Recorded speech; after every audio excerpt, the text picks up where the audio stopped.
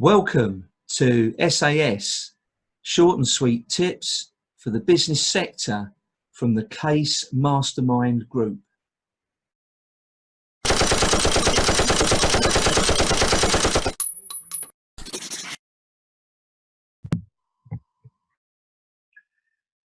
Hello and welcome to the SAS Entrepreneur Show, where SAS represents short and sweet, a place where you can get easy and straight to the point tips and topics around your entrepreneurial journey. I'm your host today, Patrick Twitchett, and today I have a fantastic guest joining me on the show.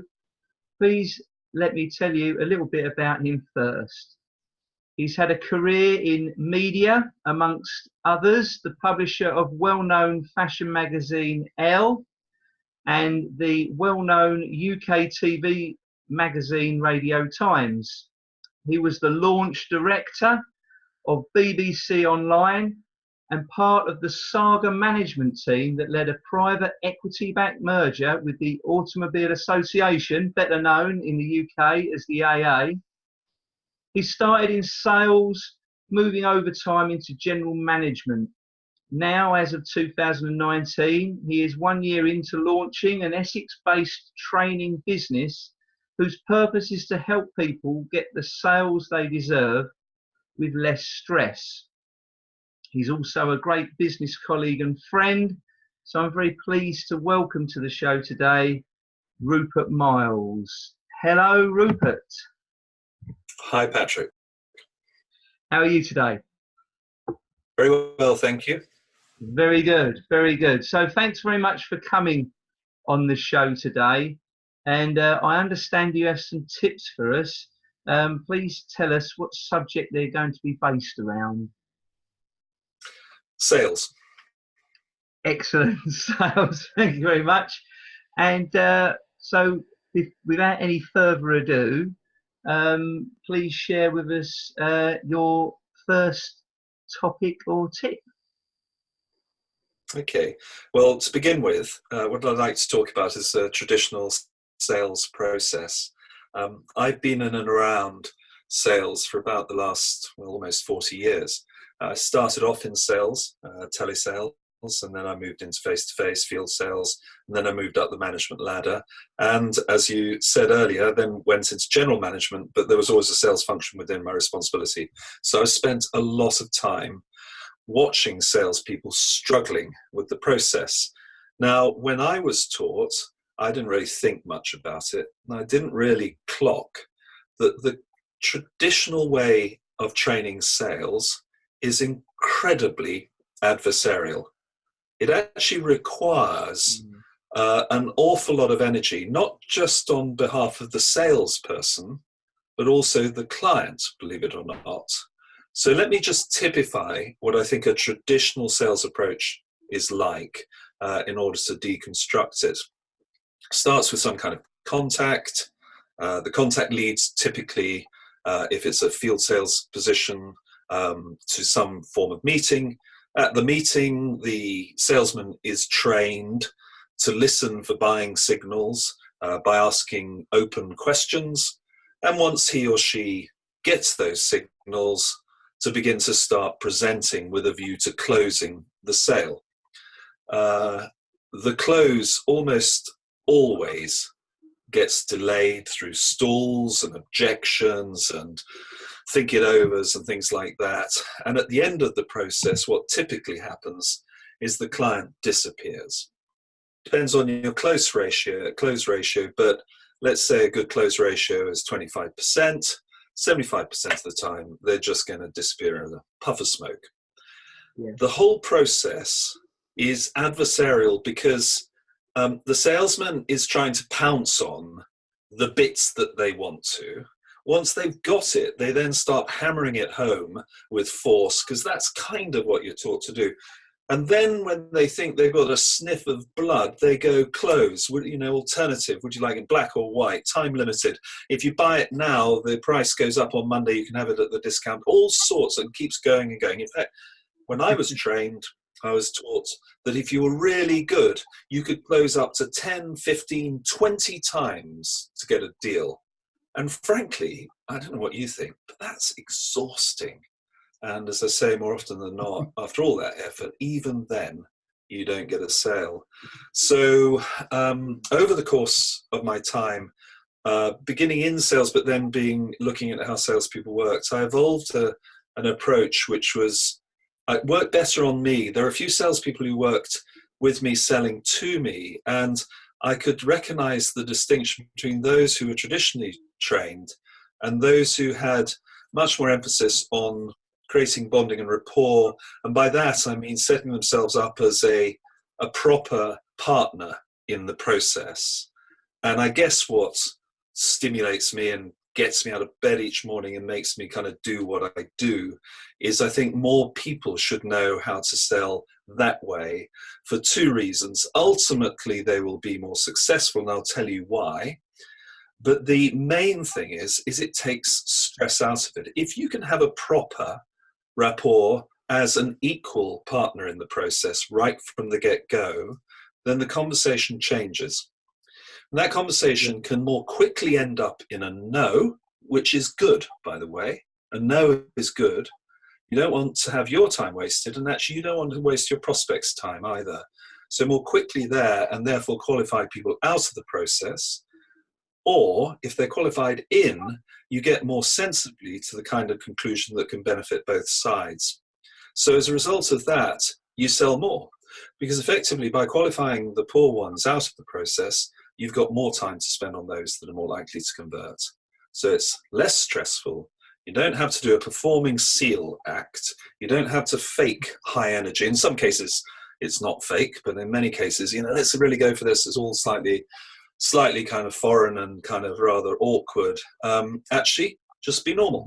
You've got a product. That product may or may not be right for your prospect, but actually let's have a conversation about it. And do you know what?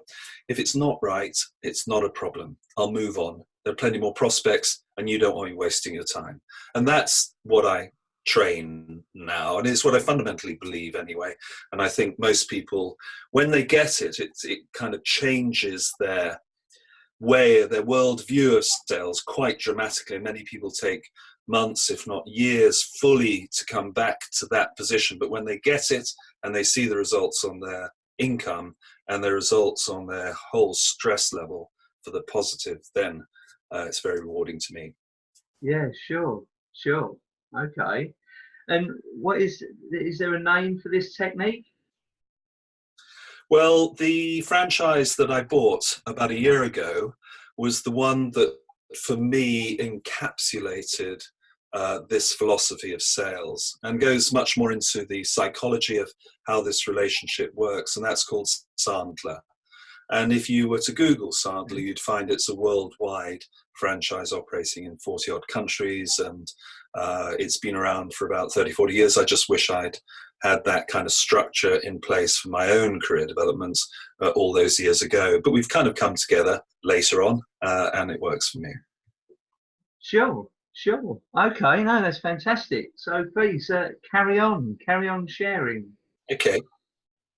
So I guess, having set up what I call the traditional approach and being downright rude about it, I should kind of withdraw a little bit and say, as we're having this podcast, there are millions of salespeople out there using that system, and there are billions, if not trillions, of pounds and dollars worth of sales being generated that way. My beef is not that it doesn't work, it does. My beef is it's hard work on both sides, and actually, although the client feels they're in control of the process because they know the salesman's system by now, it's pretty ancient. Actually, at the end of it, the client doesn't actually listen that carefully to the salesman, and as a result, doesn't necessarily get the right solution for themselves. And so, to me, it's hard work and not as effective for both parties as it should be. What's the alternative? Well, the alternative that I would argue, and frankly, it doesn't matter if there are 100 people listening to this podcast. If only one of them finds this interesting, it's worth you and I talking, Patrick, because frankly, this alternative is not for everybody. Most people will carry on doing it the traditional way. But the alternative is this. It's hard work at the beginning, but easy at the end, and I'll explain. The traditional process I've just talked about is all shiny, as I call it. It's all happy. Patrick, lovely to meet you. Hey, I see that you're interested in fly fishing. I do fly fishing, and we have a nice chat. It's all very nice. Thank you for your time. I really appreciate it. Understand you're interested in widgets. I sell widgets. And let's discuss your needs. Bing, bing, bing, bing, bing. I got widget. Okay, fine. I got exactly the widget for you. Boy, is it good. Not only is it feature plus X, Y, and Z, but it's also A, B, and C, and we can do it at a particular price and delivery as instant. How does that sound to you? Maybe. Not quite sure about the color scheme that you're unique, so on it goes on. It's all happy, clappy stuff. It's all pretty easy kind of stuff. Doesn't challenge the clients, and the salesman does it in a complete patter as he or she is taught. The Sandler person works the difficult bit at the beginning because the traditional sell is difficult at the end, which is the close. It gets to the crunch point, and then I've got to persuade you that actually you want to buy my product. Well, that's the mindset. That's traditional. Hard work, hence all the closes, hence the pressure, and hence largely an awful lot of the time client disappearing because people don't like to be put on pressure like that. Sandler respects the clients. Okay, the first contact, the bonding and rapport is not about fly fishing. The bonding and rapport is about communication styles. You will have an extrovert style, I'll have an introvert style, but I, as the salesperson, need to adapt my communication to you. So I need to be sensitive about the body language, the hidden tells about what your preferred communication styles are, and adapt accordingly. If I walk in as a high I and say, hey, what was your weekend like, Patrick? And you go off, I had a great time fly fishing, we're off. We're all both in the same styles, not a problem. If I walk in and say, hi, what was your weekend like? And you're a high D, you'll say, listen, this is not a meeting about my weekend, all right? Let's get down to brass tacks. So you need to be really sensitive about that. And actually working and understanding people's preferred communication styles is a key part of what we teach. But the difficult bit, because that's not the difficult bit, the difficult bit is to be absolutely prepared, and in fact, even to seek a no. All salespeople are trained to go for the yes. It colors their attitude. They walk in hoping, what I call hopium, hoping for the sale, hoping it'll go right, hoping their product's right, hoping their pricing is right, hoping the competitors were useless. They hope. Lots of optimism, lots of shininess. Sandler person doesn't go in with any expectation, not about him or her. It's not about me if I'm a Sandler salesman. It's only about you, Patrick, as my potential clients. And do you know what I want to do? I want to find out exactly not only what your problem is, but how that problem is affecting you, both in business terms and potentially how it's affecting you personally. If I can understand that, I can begin to start understanding your motivation to fix it. If I can't find that problem, we're not going to sell you anything. If I can, and the motivation is strong enough, then you're more likely to be able to find the money, the resources, the time to be able to fix it, which is also good. And then you're more likely also to make a decision that is positive. But that early discovery is hard work for sales because we're not trained to question to that level of depth.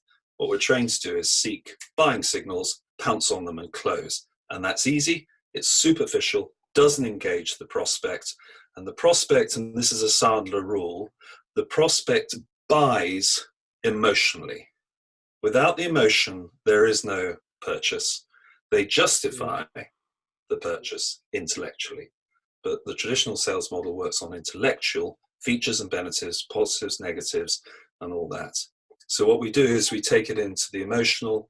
It's way more difficult. It requires a lot more training, but actually it gets to a much better understanding of the problem. And once you have that, and we'll talk about it in the next section, how you close in that environment. Once you have that understanding, then actually you can determine whether you can do something about that problem or not in a perfectly grown-up way. And if you come to the conclusion, it doesn't matter how early on, but you need to fairly rapidly, that it's not something you can solve, you having agreed with your client that it's okay to do this, you say, no, I'm afraid, much as I'd love to give you your solution, I can't. And you walk away. It's a completely different environment. Yeah, yeah, no, sure. That's very good, Rupert. Very good indeed.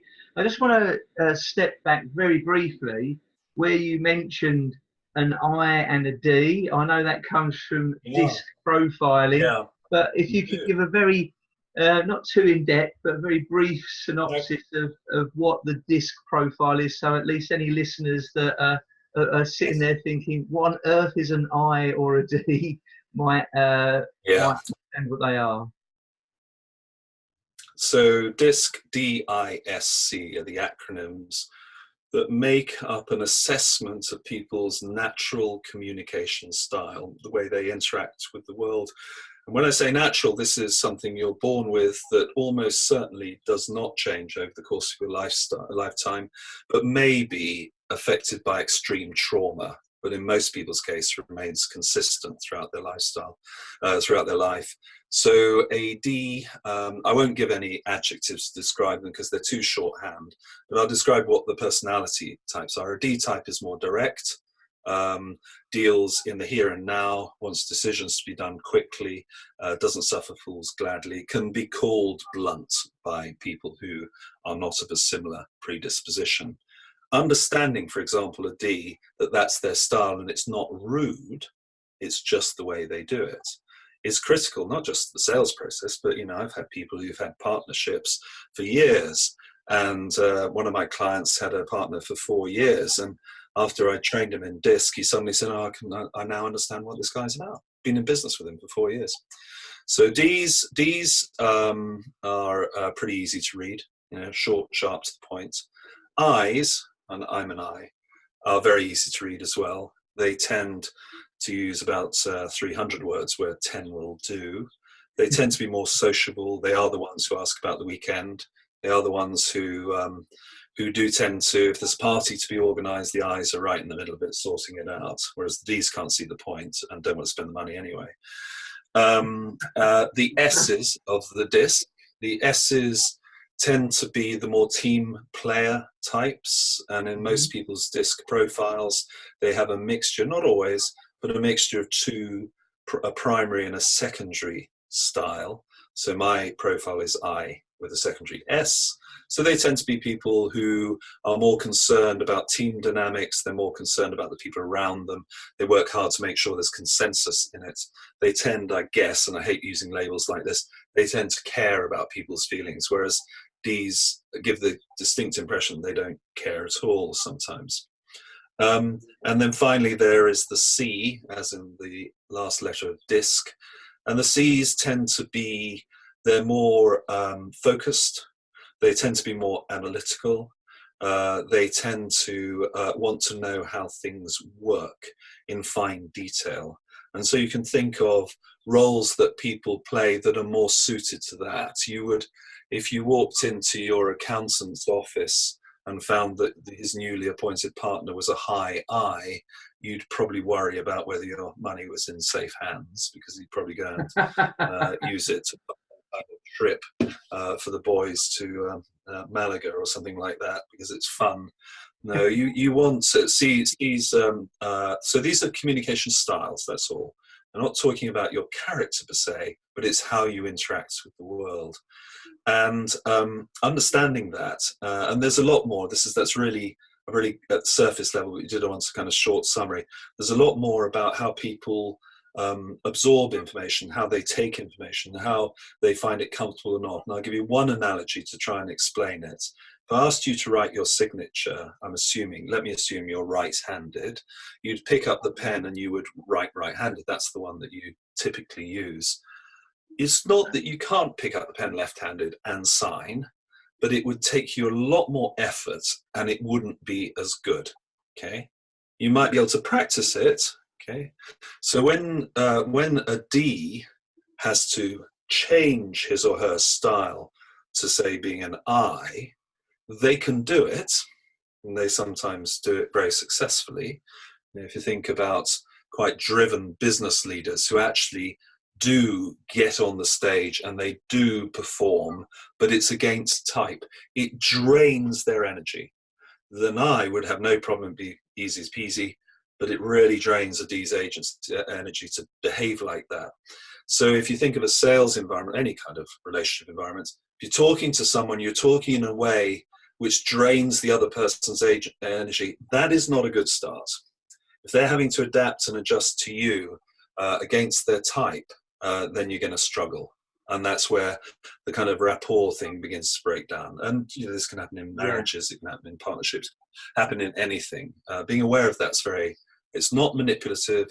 You're not trying to kid anyone. You're just being sensitive to somebody else's language, as it were. Just being able to communicate. So there you go. Sure, yeah. Thanks for explaining that, Rupert. That's well explained. Not at all. Sorry about the jargon. It's all got its part and place, which is great. So I think when I once heard someone speak about, which is basically the different personality types, isn't it? And a high I, if you got on a plane and was sitting down ready to take off at the airport, if the pilot come on and was a high I, so I said, "Oh, hello everyone, I'm so happy to be here today. Let's get on the flight. Oh dear, I don't know if I've done all the checks yet," and ran into the cockpit, you'd be wishing they were a bit of a C and very focused on what they were doing. And you're right, Patrick. He may well be an I. His natural style will be an I, but he needs to be adapted to that environment to come across as the kind of completely controlled, methodical professional, because that's who you want flying the plane. Absolutely. You don't want the party animal. Absolutely. We can all adapt. Excellent. So what's next on the menu, Rupert? Right. Well, there is a kind of sequence to this. If we've talked about the traditional model, and yes, we've also talked about how the approach that I believe should be taken, where you're trying to create a partnership discussion and allowing you to identify those discussions which are going nowhere and get out of them quickly, save yourself a lot of time and effort. What I'd like to do is just talk about 3 key steps in the sales process, full stop. They happen to be 3 steps in what I train, but they're 3 steps that you, Patrick, and everybody else listening goes through when they make a decision to purchase. And if I can just give you a slightly kind of random selection of examples to make the point. So the 3 key steps, and I'll call them by their Sandler names, so excuse this for a moment, but it'll become clear what I mean in a second. They are pain, budget, and decision. So pain, budget, and decision. Those 3 steps precede any decision to purchase. And I'll give you an example. So I'm going to take a range from buying chewing gum through to buying, say, a smartphone, through to, I don't know, a house purchase. I'll take you through the 3 steps and see how they apply.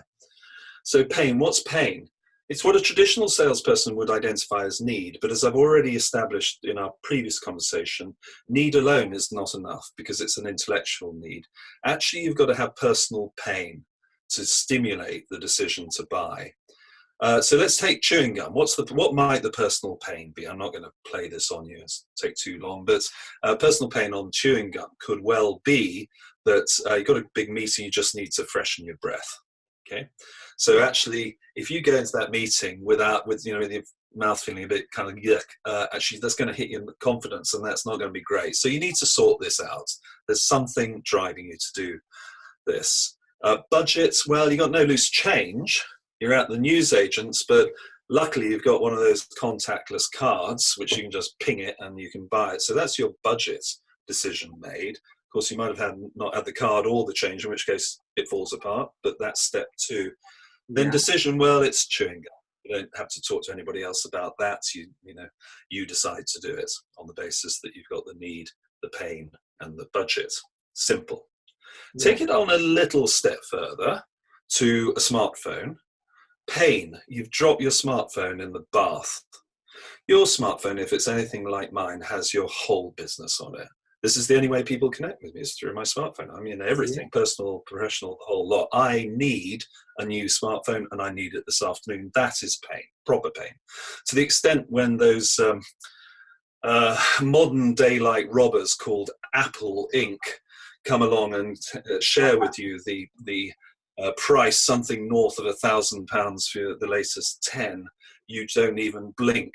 You've got to have the phone, right? You will find the money. So that's the budget step, pretty simply taken care of. And what's the decision making? Well, the decision making in my household is that would act as that would be a capital purchase item in my business. My fellow director and I are agreed that we take those decisions jointly. So I would need to talk to her first before I signed off that expenditure, which I would do. Pain, budget, decision. Let's go into a household situation. You've got to move house. What's the pain? The pain is the children have grown up. And the house is too small and everyone's going bonkers. It's all very uncomfortable. Children unhappy, spouse, partners unhappy. It's all wrong. Lots of pain. Budget. Well, you go along to the mortgage broker and you sort that out. You make sure that the funds are going to be there, that you have got access to the funds, and actually they're going to be there to complete on the schedule that's required to get the powers. But you go through that process. Finally, decision making. In my case, it would be my wife and I making the original decision, but if the children were outgrowing, then the children themselves would have to be in line with that decision. And in fact, anybody else in a wider family and circle of friends who might be affected by a move of my family somewhere else, you would refer to them. Pain, budget, decision. Every single product that has ever been sold meets that pain, solves that pain. If it doesn't, it's not going to get bought. Has a budget, because if there's no budget, you're not going to be able to get it, and has a decision-making process that is in line with timing, scope, with the ability to get that product or service delivered in the timing that's required to meet the pain. Pain, budget, decision. Every single process does that. Now, what the traditional sales process does is ignore that, because what happens, they ignore that. They ignore the fact that everybody buys it that way. No, the salesman is going to do it his or her way. And the way the salesman does it is jumps on needs, not pain, presents, tries to close, does the presentation and the budget step all together, so loops it all in, so all out of sequence as to what the solution will be, and ends up with this kind of dog's dinner, really, of information, which is normally complete overload for the client to, it's amazing that actually clients do actually say yes to it. A Sandler salesperson, she will have the conversation with the client, prospect, thinking ahead of myself, and will determine exactly what the requirement is. So what is the personal need to get this thing sorted? How committed are they? She will also, broad range, determine whether there is money and whether there is money that they're willing to spend. So willing and able to spend, okay? Yeah. And then finally, she will determine what the decision-making process is. So there are no surprises at the end. How many times does the traditional salesperson get to the end of the line and the person they're selling to and have been selling to for some time says, do you know what, Patrick, if it was down to me, I'd say yes. And you go, down to you? What do you mean down to you? I thought it was down to you. Oh no, we haven't had that discussion. No, I've got to talk to the CFO. Yeah, sorry I didn't mention that. Right. Whereas a Sandler trained person, well before they've done the presentation, works out with the client completely in with their okayness exactly how the decision will be made. Not only the process, the people, but on the basis of what the decision will be made. So by the time you get to the presentation, what we call fulfillment, all you do is you say, we've identified these pains, 1, 2, 3. Our solution is A, B, C. We can do it at this budget within the predetermined range, and we can do it in the decision-making cycle that you need. What do you want to do next? You don't close. You don't ask for it. You don't give them an alternative. You just say to the prospect, what would you like to do next? And do you know what? Okay. The prospect just has everything at their fingertips to make their decision. And sometimes it's a no. But if you meet their pains at a price that's pre-agreed within a timescale that suits them in terms of decision, it's more likely to be a yes. Yeah, no, that's really good. And I suppose in that, what you're basically doing is you're making sure that the ball is in their court, that they feel they feel that they're in control. You've let them have the sense of feeling that this person is giving me the authority in this situation. They're not bullying me. They're not pushing me in a direction. They're now saying, giving the choice to me. So it puts them at ease, I'm sure. It does. And the next thing I was going to talk to, and I can do very briefly, is clients okay, not okay. And this principle permeates the way I believe people should handle the sales situation. A lot of salespeople trip over their own knowledge. They get very excited by the fact that their product is so good and they know a lot about it. And they think they're doing something positive for their cause. They're not. They're doing quite the opposite. What they're broadly doing largely is showing off technical knowledge that in many cases is irrelevant and probably not understood by their client. They think they're doing good things, and the client is thinking, when is this guy going to shut up? This is not relevant to me. I'm really bored with it. The client gets very quickly not okay, and there's only one answer to this. Are you going to sell to a client who's not okay? And the answer is no. So salespeople talk themselves out of sales all the time because they don't take the time to ask the relevant questions. They don't listen to the answers, and they try to show off, spill the candy about how clever they are and how good their products are. So maintaining the client okayness is incredibly important. And the beauty of the approach I've been talking about is that at every stage, every one of those steps, to pain, to budget, to decision, you proceed, and after the step as well, but you proceed it with a discussion about what's going to happen to make sure that they're in agreement with this being an appropriate step. And you only proceed if the client is fully in agreement. So you never get to a point where you find a client who is either misunderstood or I call it no mutual mystification. You know, they were expecting one thing and you turned up with another. That's your responsibility to keep the client's okayness fully on board. You have to work at it, and your okayness is irrelevant, by the way. All you want is to take the money to the bank. And so actually being uncomfortable, knowing the answer to all the questions and biting your tongue to try and stop yourself doing it and feeling uncomfortable as a result of that is good, because you're maintaining the client's okayness at the expense of yours. So you're not here in a sales situation to get your personal needs met, to demonstrate how good you are, although I do come across many salespeople who would rather come across as brilliant and be liked and not get the sale than actually risk not coming across as well and get the sale. It's quite odd, really. So client okay, not okay is very, very key. Just one final thought. I'm basically, you know, hopefully some of this is useful, but I hope I'm also sowing the seed for people to go and find out more, not necessarily from me, but go and find out more. You can Google Sandler and you can talk to any number of people like me, and I'm sure many of them are a lot better than I am. But here's one thought to kind of stimulate the interest. So head trash is what the Americans call it.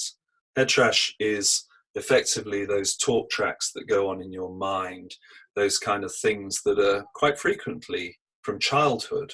So let's think of something that might be a childhood talk track, which might affect your ability to sell. So we all know that people largely hate cold calling. And actually most people who say they like it, in my experience, actually don't do it. And as David Sandler used to say, he never had to join the back of a line, as the Americans call it, back of a queue, to do the cold calling. He was always first in that queue. So what is the talk track that's actually stimulating this? And Patrick, you're going to have to do one. We haven't rehearsed this, so let's see whether it works. Your mother is talking to you and she says, ready for this? Mother is talking to you and she says, don't talk to strangers. Don't talk to strangers. There we go. Talk tracks like that. Another one is answer when you're spoken to, right? So you're at Sunday lunch. Uncle Fred has been invited round and he's a bit of a bore and you don't like him and you didn't want to be at lunch anyway. You'd rather be playing with your friends. But he asks you, this boring uncle asks you a question, and you in your childlike sulk don't reply, and your mother says, answer when you're spoken to, Patrick. Yeah. When we look at the sales situation, a client says, please could you tell me about X, Y, or Z? What does the salesman do? Answers. Probably the wrong question, because the client's first question is never really the real question that they want to ask. That's another child learned behavior. You never directly ask the question you want. I won't go on about how that happens, but it does from childhood. And so the salesman, in answering the initial superficial question, does not come up with the answer that is useful to the client. And the clients they're thinking, oh, how much longer have I got to listen to this answer? This isn't actually what I need to know. Sandler trained salesperson, she says, that's an interesting question. A lot of people ask me that, but why in particular do you ask it? The client then does one of two things. Either says, I just want to know the answer, in which case you answer it. Or said, well, in my past life, I've had an experience of X, Y, and Z, and I was quite stressed by it. I wondered whether you had something that might address that particular issue. It goes into more depth. And by using reversing, as we call it, or questioning rather than answering, you can get much more quickly to the heart of what's on the client's mind, and therefore be in a position to answer the question accurately and succinctly. Does that make sense? Yeah, sure. Yeah, no, absolutely. This is all down to head trash. So tapes and things that we're preconditioned to behave that are counter to our best interests in the sale. The final bit on head trash is that we have these things that stop us doing things. So like the don't talk to strangers thing, they're what I call conceptual issues. By that, I differentiate conceptual from technical. So technical is, I do not know how to make a cold call. I don't know how to start it. I don't know how it's structured. I don't know how I should, close it. I don't know, all those things. Those are technical, and they can be trained. And of course, Sandler trains them. So does every other sales trainer on the planet. And you can take your pick. It's important that you have the technique. But the conceptual issue is, I know how to do it, but I don't. So there is no point in learning prospecting behavior, or indeed any of these other behaviors, if for whatever reason you are incapable when it comes to the crunch of actually doing it. So I think, for me, the most powerful element of what I train is training people's belief in doing it. And I try to take people from knowing a concept to doing it, acting on it, to beginning to believe it, and then finally to owning it. Once you own some of these concepts, how you organize your time, how you structure a call, how you start the behaviors rather than waiting for the attitude to be right. Once you start owning this stuff and the structures that support it, then you can see some material improvements in people's overall welfare and, crucially, in their bottom line. Yeah, sure, definitely. And I think, that bit at the end there where you said that they come to this, it's almost like a confidence level, that they feel that they own it, that they're, they've had that experience, they've got it right.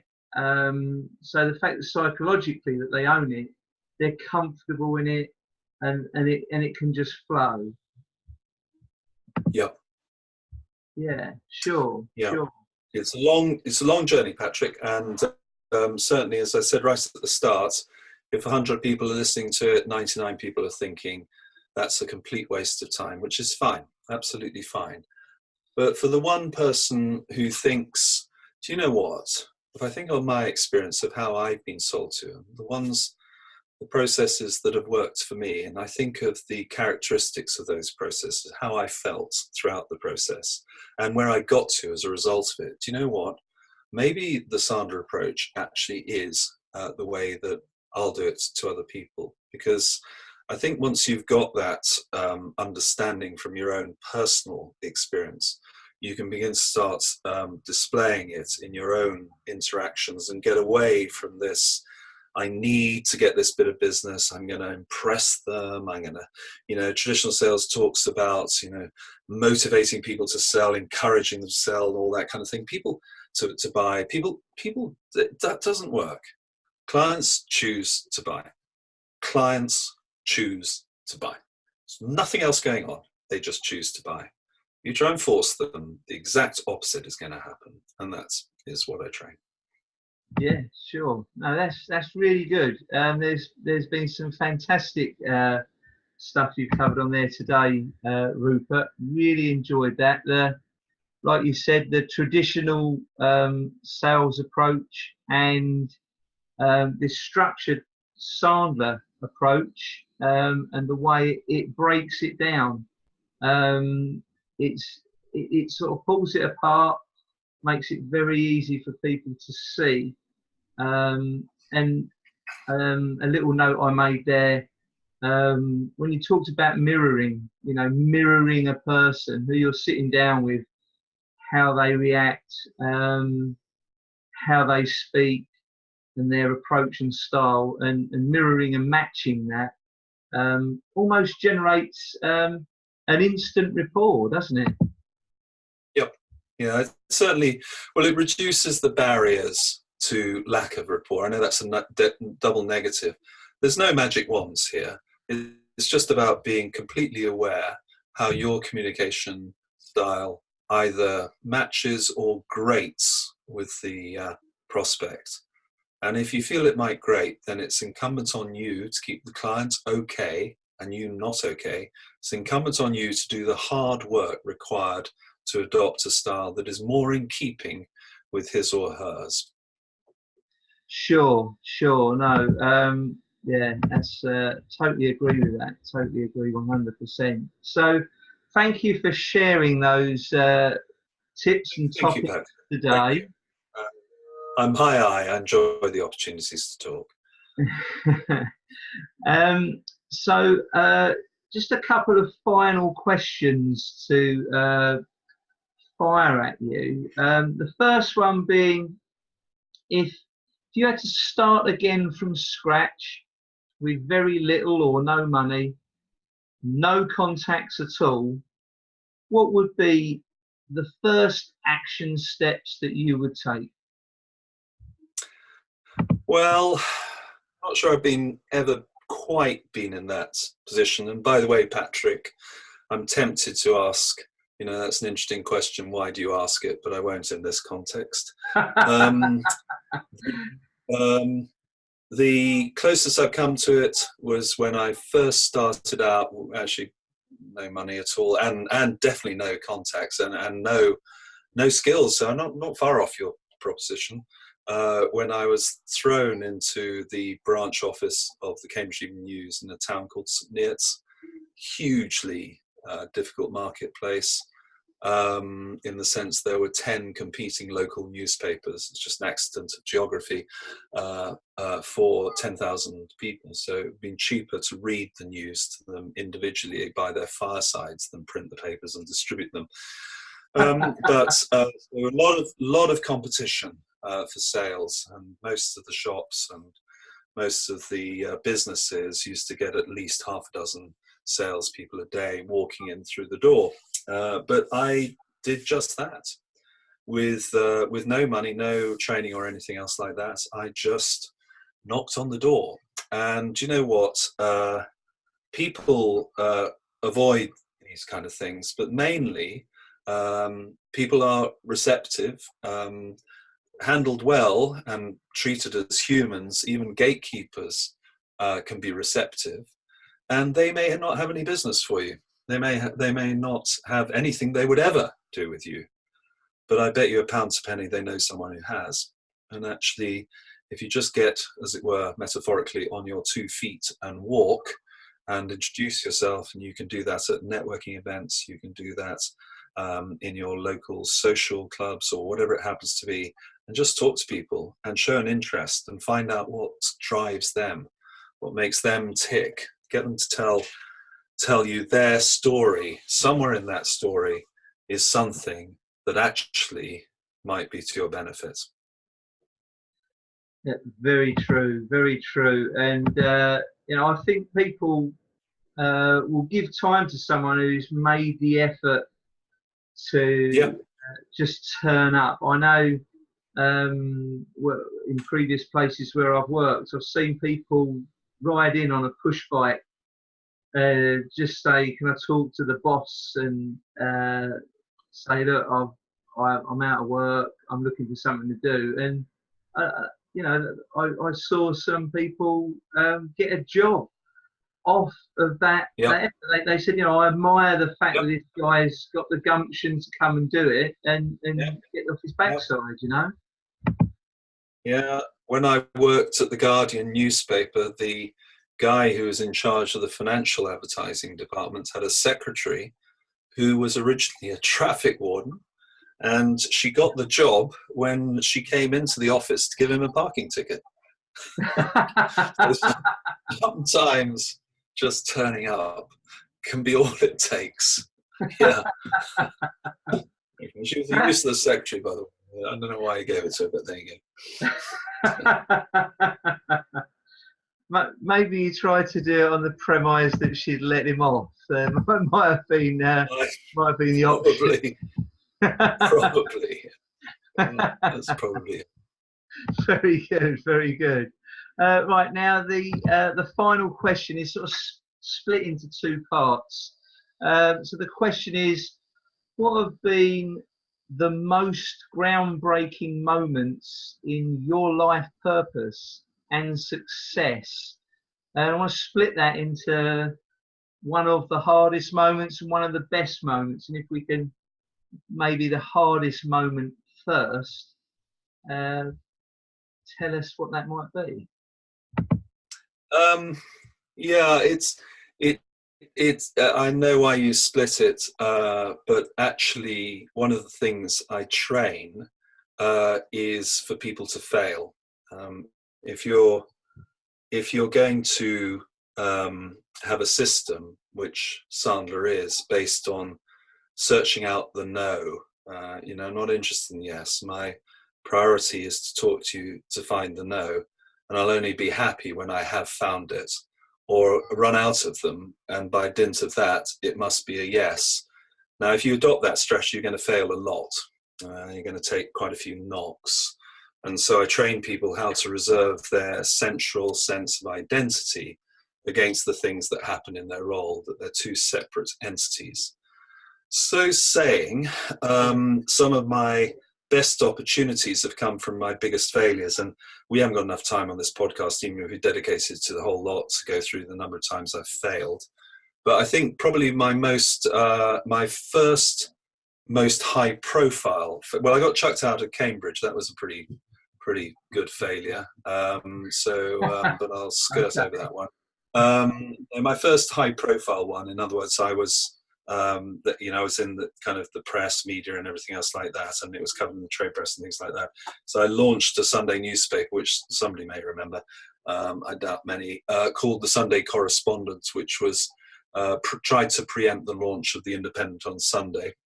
And we did this thing. It's very high profile. It was above the line, multimedia, national blitz, television posters, and everything else like that. And for a while, it went quite well.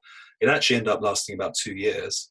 But at the end of it, it was unfortunately a no after a lot of effort, and that was pretty good. How did that affect me? It affected me personally because I had, as one of the original gang that set up the paper, I was put in charge of the advertising efforts, and so every single person who worked at that paper. And when you think of person, you think of partners and family and everything else like that. So you think of the extended network these people were supporting. And I think I recruited something like 52 people from scratch. I recruited every single one of them. And to turn around within the space of 2 years, having brought them on and much excitement and expectation, and tell them that the thing was closing was quite difficult. Unfortunately, that's not the only I've closed, but it was quite personal because my first time, I was quite young, I was only kind of 29 or 30 or something, and So that was good, but it, you know, it kind of toughens you up, this stuff, and it shows you that even in difficult circumstances, you can adopt a style of communication, a sensitivity towards people which is consistent with your values, and actually you can handle some pretty difficult occasions. And I'm pleased to say every single one of them got a job. The makeup manager was the last one to go. It took 3 months for us to find him a job, but we did that. And I did that latterly in the last company that I ran before setting up this training business, which employed getting on for 250 people across multiple denominations. I won't bore you with that. It took me 18 months to close that. And that was difficult as well, but I adopted all the things I'd learned the first time around, plus some, a few years on, to be able to handle it in a way that both the shareholders and the staff, crucially, were completely happy, and we kept all our clients on side as well, finding alternative homes. Complicated, difficult, but frankly, failure is never a failure. I think it's Nelson Mandela says, you know, it's either a success or it's a lesson. Those are the only two options, and I think if you adopt that approach, then I've learned a lot of lessons. It's positive. So on a slightly more upbeat note, I guess I've had a number actually of what I call sliding door moments in my life, but I think the biggest one was when I was publisher of Radio Times, and I came across by accident in a place called Silicon Alley in New York in 1994. I came across a thing called the World Wide Web. And I went back to England and I said to my BBC chums, boy, this is exciting. And they went, what? And so roll on a year later, and we found a computer company called ICL Fujitsu to bankroll us to launch what is now BBC Online. And I literally had a desk in television centre with a telephone and a brief to launch the BBC's online services. I've done something similar before in other guises elsewhere, but that was probably the most daunting given the scale of the brand and the potential and everything else like that. And there's a lot of very funny stories from that time. It really was properly bonkers, but we did it. And I recruited the first head of BBC News, the first head of BBC Sport, and at one stage our whole server thing that was running those little sites as they were then was running off a couple of 13 amp plugs, which had a sticky note on it saying to the cleaner, "Do not switch off." Wild. So yeah, no, that was great fun, and obviously went on to do quite well. Yeah, remember phoning, just one last story. I remember we owned bbc.co.uk. Nobody else had that, but there was a I think it was the Boston Business Consulting Group that owned bbc.com, and so we thought we better buy this thing, and they weren't stupid, these guys, and I phoned them up, best BBC accent, Rupert Miles from the BBC, I'd like to talk to you about this URL, and they came up with a very credible thing that they'd printed a lot of stationery and everything else like that. So I thought, oh, this is going to cost us 10,000 quid or something. And they came back with a figure of $300,000. And absolutely no way. But actually, I can tell you that the BBC does now own bbc.com. And I, at a conservative estimate, I wasn't part of it, I'd left by then. But at a conservative estimate, I suspect they paid well north of $1 million. So maybe 300,000 wasn't too bad at the time. So there you go. All good fun. Wild West days. Slightly wacky. Good fun though. Yeah, there must have been an exciting time. So that almost the whole brainchild of bbc.co.uk came from an exciting... What, me? No, Patrick, don't get me wrong. I was just opportunistic. In the kingdom of the blind, the one-eyed man is king. And I was at that particular time, for reasons I won't tell you, but at that particular time, I was the one-eyed man in the kingdom of the blind. So when it came to the opportunity to do it, they gave it to me. Who actually created it? Well, it was, and this is not me being at all modest because it's absolutely true, it was done by an amazing group of people. We had a 20-year reunion the other day, and they've all gone on to do the most fantastic things. It's a fantastic team. And they're all drawn by this kind of single mission. It was very, very powerful. And so I take absolutely no credit. But it is an example of one business that I've kind of started and run that didn't end up in bankruptcy. So that's good. But you did ask for a positive. Indeed, indeed. Yeah, the best. We want a best moment as well. And I think, I think that's important. But going back to what you said about the, that toughest time, I've been present when, you've had to shut things down and tell suppliers and things like that. And it can be really tough going, but it does build you as a person. And I think also it brings out that empathy in you that, it's not just you and this mechanism that's being shut down, but there's people involved around it, and there's their lives and everything else. So, it brings out the best in you, or can bring out the best or the worst in you, but it obviously brought out the best in you. And what little there is, Patrick, yeah. And if you hear the stories of people being sacked en masse by text messages, you have to wonder for the moral sanity of the person who did that. So it's completely unnecessary. And honestly, the stories I hear about how people are managed, even in 2019, and it makes me shudder, to be honest. But anyway, that's their lookout. Maybe I should launch a management training module as well and get stuck into that. Be fun, actually. Yeah. Totally agree. There's some very unmerciful stuff happened over the years. Yeah, and I've heard scary stories. Someone been talking to someone and said, "Oh, I've got a text message," and I'll look down. Oh, I've just been made redundant.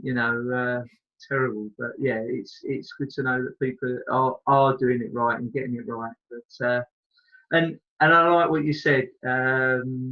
Nelson Mandela's quote, and I've heard other people say it in different ways, but I'm either winning or I'm learning. Yeah, absolutely. Yeah, I think me and you both, we're both very learned gentlemen, I'm sure. Well, we're learning, Patrick, in my case, always learning. I don't think I'd ever achieve the status of learned. That sounds no, very true. I'm corrected there. I'll stand corrected there, Rupert. Definitely. But thank you for sharing that with us. So thank you for asking. Yeah. So please tell the audience the best way that they can get in touch with you. Okay, it's pretty straightforward. Email is the best way and most easily remembered. It's Rupert, Rupert, as in the bear, .miles, MILES, at Sandler, SANDLER.com. Rupert Miles, Rupert.miles at Sandler.com. Excellent. Thank you. So again, thank you once again for sharing with us today. Really appreciate you taking the time out of your busy schedule to join us today. And to our audience, I'll just say, remember, you're the average of the 5 people you spend the most time with. And today you've been spending your time with Rupert Miles of Saga Training. So thank you again, Rupert. Thank you, Patrick. So as a final point to our listeners today, just remember, no matter where you are on the mountain of success, let's enjoy the journey together to the top. I will see you there. Thank you.